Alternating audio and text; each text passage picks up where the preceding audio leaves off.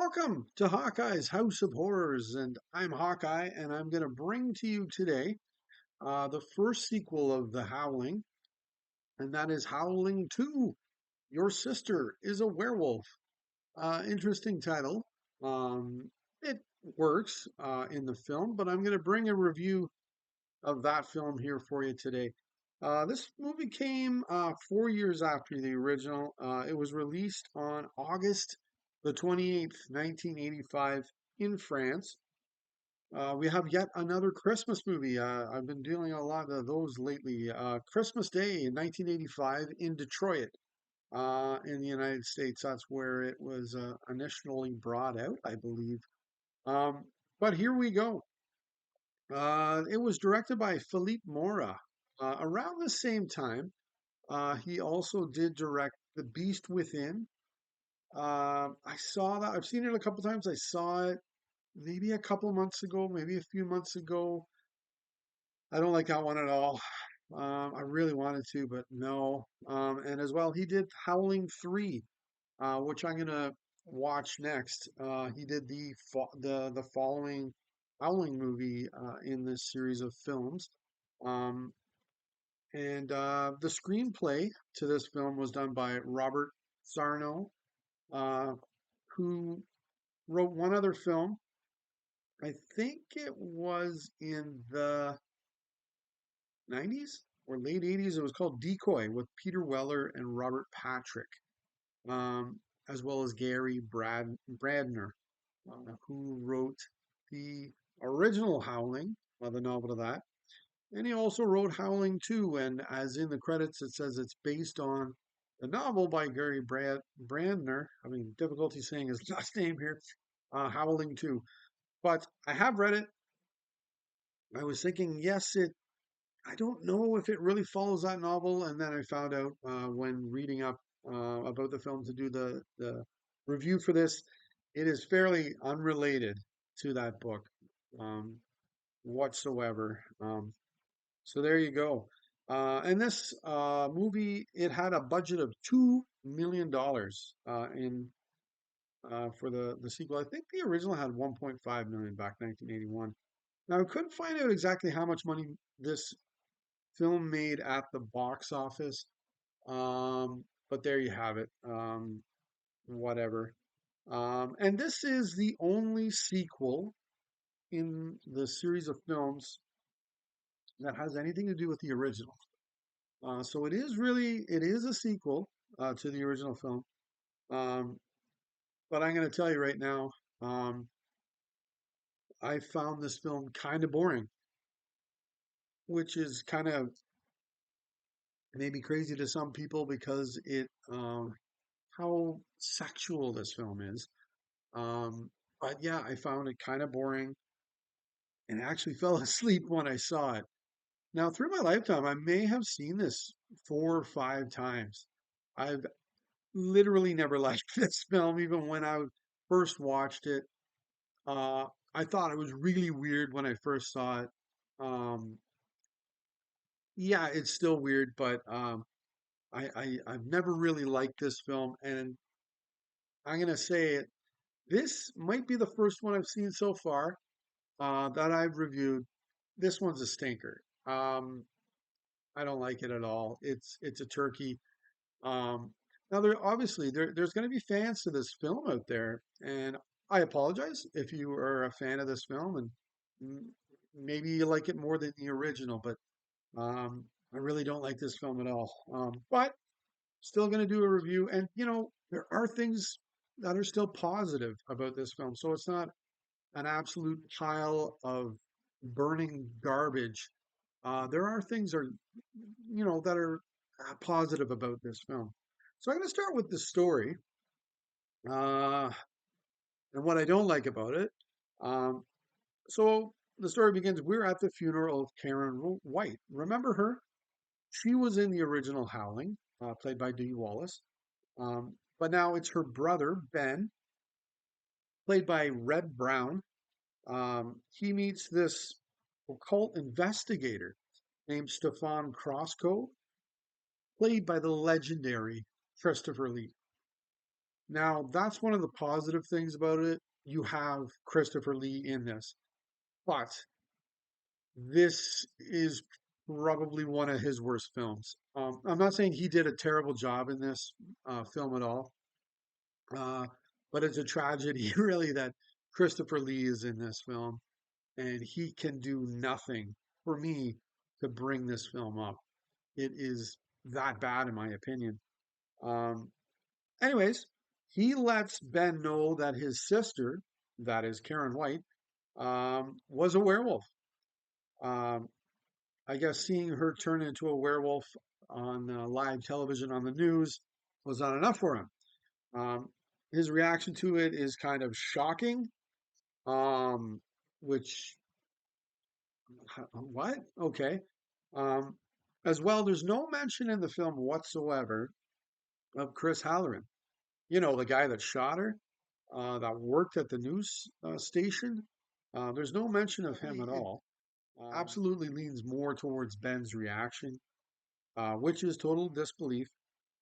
We are, I guess, to believe that the news station did not release images of Karen being shot.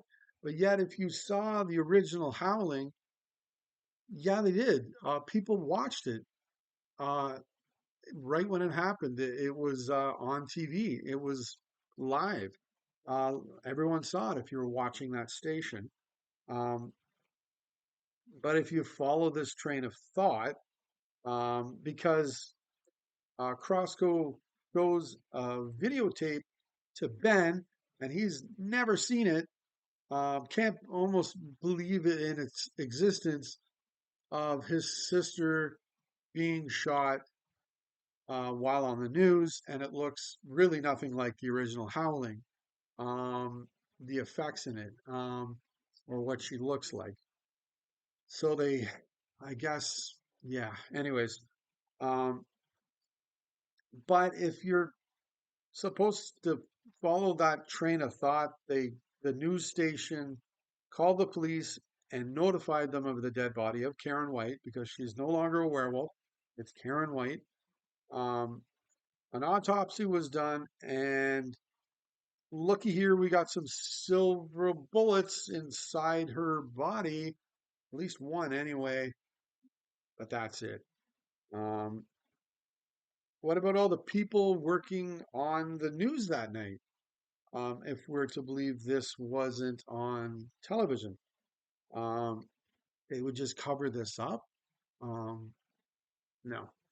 Um, uh, it kind of hurts my head actually thinking, uh, and this is literally within the first 10 minutes of the film, and it has no way to recover from this. Um, Even if everybody did see it, um, Ben's reaction doesn't match. Because wouldn't have everybody told him, like, hey, your sister's a werewolf, or your sister was on the news with these incredible effects looking like a werewolf, but oh yeah, she's dead. She was shot. I don't, it, huh, I need to get away from that. But anyways, I got a big problem with that. But then to continue on in the story, Crossbow then tells Ben that silver bullets are actually useless against werewolves, as you need to use titanium instead. And he has this titanium spear he carries around, and you see it in use in the film as well. Um, as well, in following the rules of the script, therefore, all of the wolves from the original Howling are not dead either, because, like Karen White, I'm sure they all would have had an autopsy done on them, and they would not be dead like what happens to Karen White here. Um, uh, in the end, Crossco is looking for Sturba, played by the lovely Sybil Danning, who is the main baddie. And yes, she disrobes. And at the end of the film, in the final credits, I counted it. Um, they replay one scene of her ripping her shirt off 17 times. Wow. Okay. That's incredible. And I read Danny was a little displeased with that because she didn't know that was going to happen. And I must say, maybe this is who the producers were aiming this film towards. People that want to see that. But I need more out of a horror film than that. That doesn't do it for me. One thing that really grabbed me in this review as well, because other times I watch it, I wasn't sitting down writing things down or, hey, what do I like? What do I don't like? And putting it together in a list really was I thought Reb Brown, who plays Ben White, and Annie McRoe, who plays Jenny Templeton, were dead characters. That sadly did nothing for me as a viewer. Um, and in addition to that, both of these actors gave very iffy um, performances. I didn't like it, and that's being kind of pleasant because I didn't think either of them gave a good performance at all in their roles. Now Lee was okay. Hey, it's Christopher Lee. It's Christopher Lee. He's got the voice, everything like that. So he's doing it. Um, but that's kind of saying something bad about the legendary Christopher Lee that he was okay. Usually he's stealing scenes and a big reason to watch the film. Um, and Danny was okay as well as the main baddie, but weird character, or all the werewolves in this film are weird. Very sexual, but so was the original, I thought, for a werewolf film. It was there was a lot of sex going on in it, but Marsha was in it. She was weird, but the rest of them weren't like this weird, where Marsha may belong with this group, but they're all like that. Um, Now, personally, in my opinion, I think the best portrayal in the film may have been from Marsha Hunt. She plays Mariana, and she was actually with Christopher Lee in one of the Dracula sequels, Dracula AD 1972. Peter Cushing may have been in that one as well. Um, I liked her character. She didn't have much to say. It helped her character. And she came across as rather sexy. Um, Interestingly, even when she shows up, I think it's in Transylvania, she gets off this train and she's wearing like leather from head to toe. Dull, but really, there's a lot of leather in this film. In the end, though, I never felt when watching this film that it had any chance of really being good or any potential going on because rather quickly it jumps off a cliff for me. Um, One thing I read too, Christopher Lee, when he went on to do Gremlins 2 with Joe Dante as the director, he actually apologized to Joe Dante for being in this film. Um, so Christopher Lee, he didn't like what came of this film either. There is a hilarious scene though, where it's near the beginning where he puts on white sunglasses. Uh, Very 80s. Really funny watching Christopher Lee do that. Um, Now, as well, I think I mentioned there's a lot of leather in this film. When we're introduced to the new Sturba, and she steals the face and the body of a victim, and like transports over to her. Um, I think everyone or almost everyone around, and there's like maybe 20, 30 other werewolves or people in the room. They're all wearing leather as well. And of course, all the ladies have their boobs out as well. Um, and then there's this weirdo threesome involving werewolves um, with Danning, Hunt, and Judd Ullman as well. Um, yeah, it's weird to me. And there's even a weird orgy going on at the end of the film as well.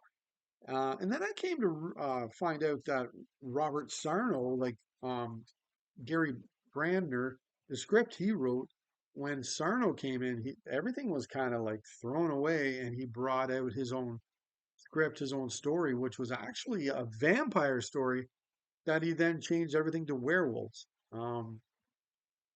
which is kind of it works in the sense of like the original had some sexuality going on to it, so it's along the right path in it being a sequel, but that's kind of in my mind kind of missing the boat on being a sequel to a film.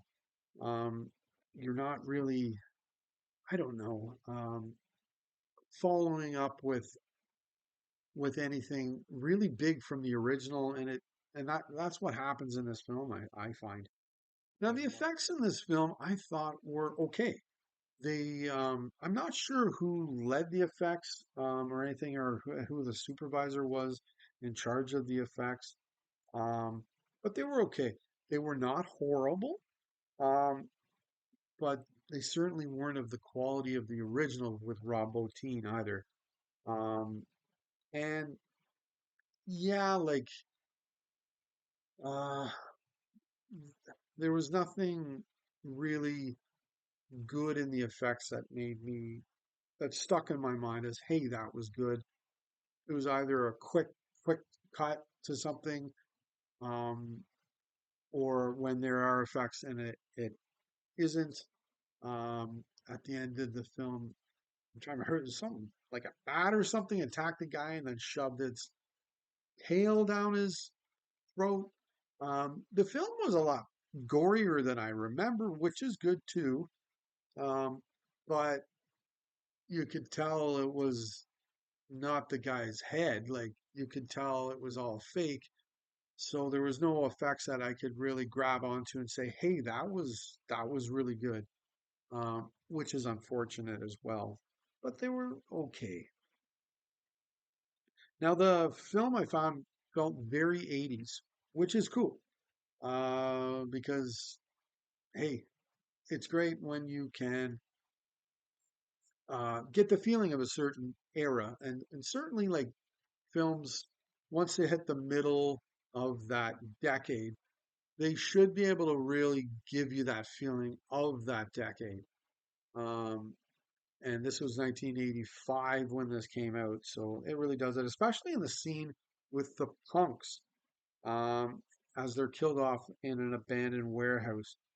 Now, I think uh, it really would have worked better here if this was sort of an avenue to the effects or a scene for the effects to really come out. Maybe they tried and attempted to do that with the budget they were given, but yeah, it didn't really work for me, or the effects didn't weren't, as I said earlier, they didn't really grab me at all. Now, I do like that it's most of the film is set in Transylvania or Europe. I like that feeling, and I can tell it's set in Europe as well. I like that. Now, I must say the best thing about the film, though, is the main song in the film. Um, it's played by the band Babel, sorry. Um, And in fact, Steve Parsons, who was the lead singer of the group, also did the music to the film as well. And it does incorporate the song into the film, which is good. I enjoy that a lot. But man, this song is played way too freaking often. Um, I think incorporating the song without the words into the film is smart. It's good, and the beat and the music to the song, it matches a horror film. It works well in that sense.